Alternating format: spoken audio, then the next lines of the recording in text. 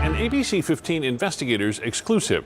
Just hours after Governor Ducey announced it was safe to reopen even more of Arizona, his own health department shutting down a group of researchers advising the state on the consequences of that decision. The team of experts from ASU and U of A were tasked with modeling what Arizona could expect from the coronavirus pandemic. Their conclusions didn't always match the more optimistic outlook expressed by Governor Ducey. And that fact has some questioning the timing of stopping this research. Here's ABC 15 investigator Melissa Blasius.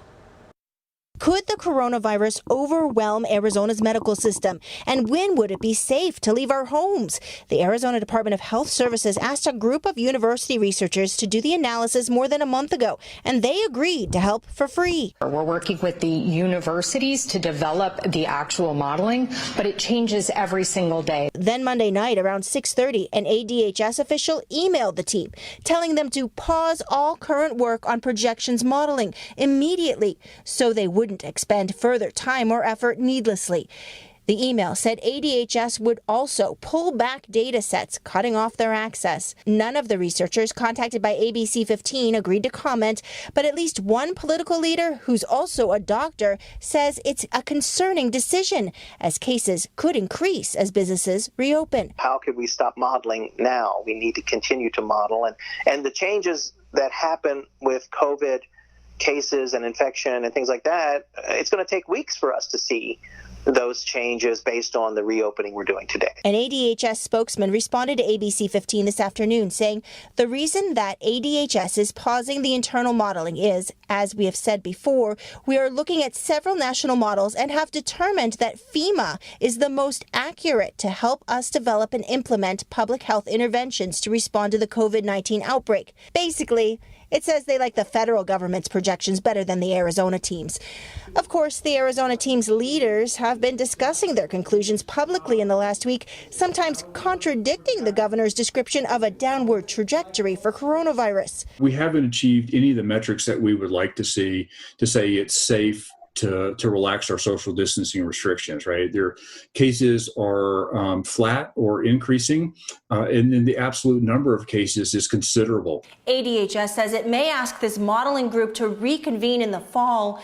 We have lots more questions about the timing of this decision, and we will be asking those questions in the days to come with follow-up stories for you. I'm investigator Melissa Blasius, ABC 15, Arizona. Until this week, a group of experts specific to us here in Arizona were modeling and tracking data to predict how coronavirus could spread in our state. But Monday night, they were told to stop. ABC 15's Nicole Grigg joins us now with the first statement from somebody on that team.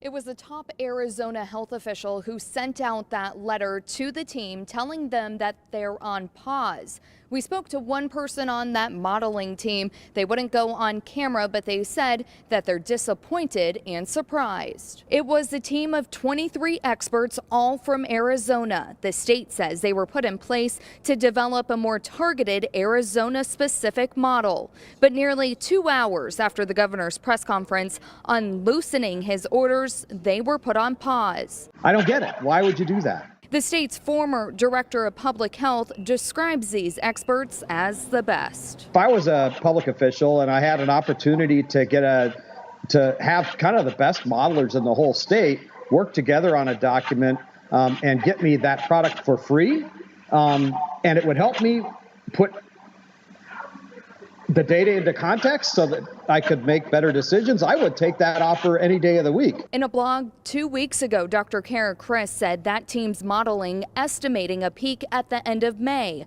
with a need of 600 hospital beds and 300 ICU beds. Have we hit the peak? Probably not. That is one of the experts on that now dismantled team. The U of A professor talking with us before the governor's press conference on Monday and announcement on opening up more businesses and before he was put on pause. He spoke with us how our cases have hit a plateau. It's hard to know exactly why this is the case. It probably has something to do with the strength of our social distancing restrictions. And another expert on that team speaking to Phoenix City Council last week. So the soonest that Arizona will reach the 14-day criteria based on today's data is May 11th. Lawmakers like U.S. Senator Kyrsten Sinema reacting to the team on pause, saying in part the governor's choice to disregard the science that should be the basis of Arizona public health policies and the White House's guidelines for reopening is concerning and disappointing. And Democratic State Representative Blanc says even though the modeling team members aren't speaking, they will. Which is why we,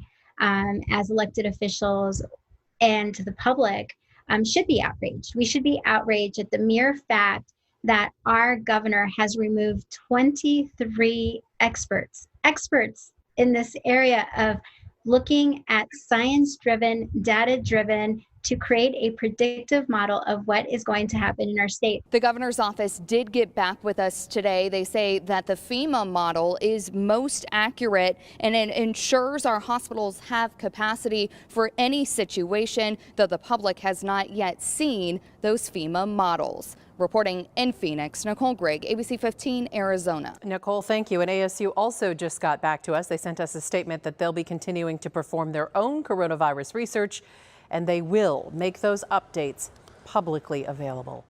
ABC 15 exposed how the state health department forced its coronavirus modeling team to take a pause. The story went national. Public outrage and political pressure grew. 2 days later, the state health director is making a 180, telling the team she wants them back. ABC 15 investigator Melissa Blasius broke the story. Coronavirus modeling team called back into action. It includes university researchers from ASU and U of A asked to provide guidance to the state on virus spread, medical needs, and even economic impacts. They got this email from the state health director, Kara Christ, Thursday afternoon, inviting them to collaborate again.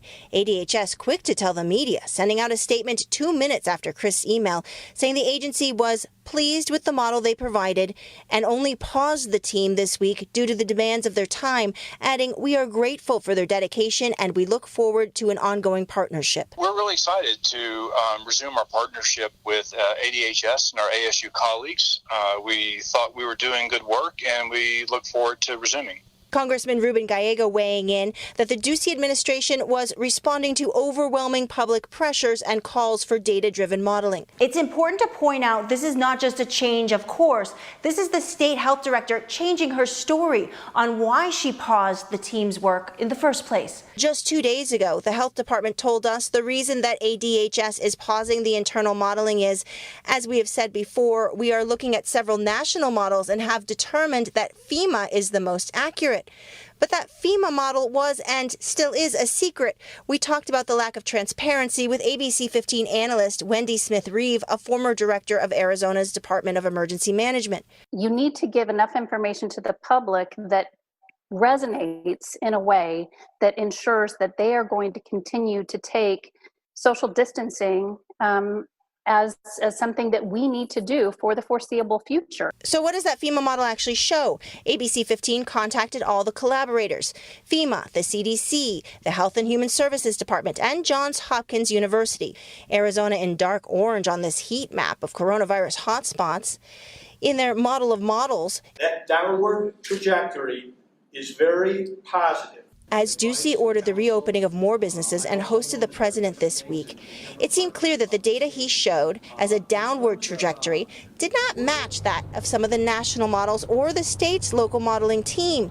His office has denied the team's initial dismissal was politically motivated. Professor Joe Gerald, who's on the modeling team, tells me that he doesn't know at this point when the team's next report will come out, but ABC 15 will be following up to make sure that we share it with you when we get it. I'm investigator Melissa Blasius, ABC 15 Arizona. Governor Doug Ducey allowing some businesses, in fact many of them, to reopen across the states and citing data showing a downward trajectory, at least in some key areas. But does the math really add up? ABC 15 investigator Melissa Blasius and ABC 15 data guru Garrett Archer teaming up with this fact check. Governor Doug Ducey finding a way to ease his stay-at-home order without violating White House guidelines.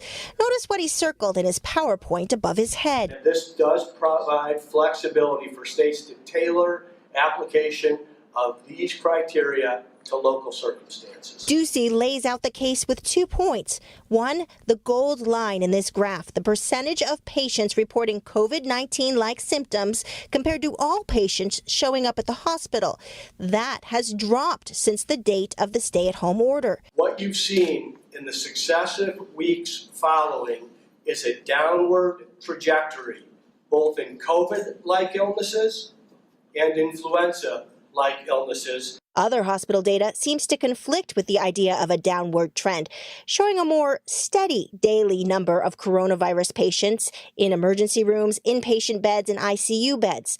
In another governor graph, Ducey shows another downward trajectory in positive cases versus total coronavirus tests. If you follow the trend line here, you can see that we have been steady across the course of these tests with a downward trajectory. That downward trajectory is very positive. The governor says we've dropped to 6% positive of total tests. But strangely, this data does not match the state's own health services dashboard on coronavirus, which says 8%. Nor does it match the total number of tests conducted. When we asked about these discrepancies, we were told the health department's calculations were incorrect. I've never seen a government agency put out information and then say that, well, this information is not entirely accurate, so you'll have to take this other set of information and say that this one's accurate. It's very rare. It also makes the governor's statements hard to fact check at a time when outside groups looking at the coronavirus curve indicate at best Arizona is plateauing, not reducing the spread. Arizona, I think, is still kind of in the midst of an outbreak. There's still an upward trend in new cases. The positivity rate is also continuing to increase. And I think that the testing is perhaps not quite where it should be. It looks like we have many more weeks of active transmission, that this is not going away soon. It's something that we're going to need to continue to be worried about, because our risk of catching this virus still remains relatively high. Because these numbers do indicate there's quite a bit of transmission in the community. ABC 15 is asking for the data behind the governor's new numbers, and we'll share that with you when and if we receive it, so you can make informed decisions about your life and health. I'm investigator Melissa Blasius, ABC 15 Arizona. The ABC 15 investigators fact-checking the data the governor used in his decision to reopen the state. They found some fuzzy math played a role in Governor Doug Ducey's slideshow this week. We're depending on the governor to let us know when it's safe to leave our homes to go back to work. That's why ABC 15 investigator Melissa Blasius and data guru Garrett Archer are digging into what the governor failed to mention about the percentages of people testing positive for coronavirus. To be clear, Governor Doug Ducey alone gets to decide when and how to reopen Arizona, and he's been given lots of data and advice on how to do that. The question here is whether or not he's being honest with you. It seemed so impressive on Governor Doug Ducey's chart Monday, a bar showing a steep increase in coronavirus testing with a line showing a steep decrease in the percentage of positive cases from 10 to 9 to 6% in just 2 weeks. That downward trajectory is very positive. How did Arizona do it? ABC 15's Garrett Archer, who used to be a data analyst for the state himself, shows how the governor's calculations in green dive lower than several other interpretations of state health data available to the public. State officials now confirm that they used a different calculation last week to get to the 6%. They combined for the first time results of roughly 20,000 diagnostic tests showing people with active virus with about 10,000 antibody serology tests that showed people who likely had coronavirus in the past and then recovered. This is a simple math equation. The number of antibody tests that were positive were much smaller. So when you added these in, you got a whole bunch more negatives that you got to add to the number, and thus it brought your percent rate down a lot. State Health Director Kara Christ defended the decision in a conversation with ABC 15 this week, saying, "We know that they are different tests, but a positive serology under the right circumstances could lead to a positive presumptive or a probable case. We are still trying to navigate that, so we decided to put all of the information up." Chris' old boss, former state health director Will Humble, says that was not disclosed up front. I never saw anything about how they were comparing apples and oranges and putting them into the same pot. He says it's inappropriate to add the numbers together because people who had positive antibody serology tests, for the most part, are not currently contagious and haven't been for weeks. I don't want to be nuanced about that. The data should be separated. It's fine to use both sets of data, but use them separately. To include them in the same data set is changing the rules in the middle of the game. A Ducey spokesman said even without those antibody serology numbers, the percent positive tests would still have declined. That decline was caused in part by the governor's new testing blitz, according to one Democratic state legislator who's also a medical doctor. Before the testing blitz, who got tested? High-risk people who were exposed or having symptoms. So the number, the proportion of positives from that population should be higher than if you're just testing the general population. Whether or not you agree on how these positive tests are now being calculated, it's also important to note that several other metrics we're looking at involving coronavirus have not decreased. Hospitalizations have remained steady, and total number of cases and deaths are increasing. I'm investigator Melissa Blasius, ABC 15, Arizona. Politics and the pandemic clashed in Arizona this week with the governor's misleading charts, a presidential visit, and state scientists told to stop working on coronavirus models. ABC 15 investigator Melissa Blasius broke many of these stories. She's now showing us how science is emerging as the winner here. I spoke to the lead scientist on Arizona's coronavirus modeling team. He says the team is now going to make weekly reports and post them to a public website so everyone, not just state officials, can benefit from their projections. It's a problem that's going to require everyone's contribution. Professor Tim Lant and 24 other university researchers hope their contributions will be part of the solution. For 6 weeks, they've been tasked by the state's Department of Health Services to project the future spread of coronavirus, its impact on your health, medical resources, and our economy. Their models showed a late May peak. They cautioned about ending social distancing too soon. Then Monday, ADHS emailed them pausing their work and pulling back state data sets. The team silenced, cut off, just hours after this. That downward trajectory is very positive. Governor Doug Ducey's announcement that retail stores, barbershops, and beauty salons could safely reopen Friday. As President Donald Trump prepared to visit, Ducey said the state had satisfied the White House gating criteria. His conclusion, not based on modelers' math, it was the governor's team's new calculations. Fuzzy math that showed a steep drop in positive coronavirus cases. They had added together all the diagnostic swab tests to see who had coronavirus now with the blood tests to see who already had the virus and developed antibodies. The state health director said it was okay. They were positive cases. Other experts disagreed. Use them separately. To include them in the same data set is changing the rules in the middle of the game. This is a simple math equation.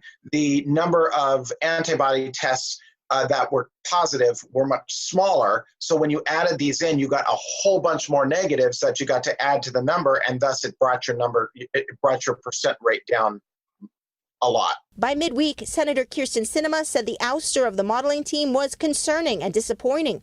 Congressman Ruben Gallego called it politically motivated. We should be outraged. The story hit the national news, and the universities pledged the modelers would keep working regardless of whether state officials wanted the results. That's when ADHS did a 180, saying they were pleased with the model, and they only disbanded the team due to concerns about demands on their time. Director Kara Christ emailed the team asking them back.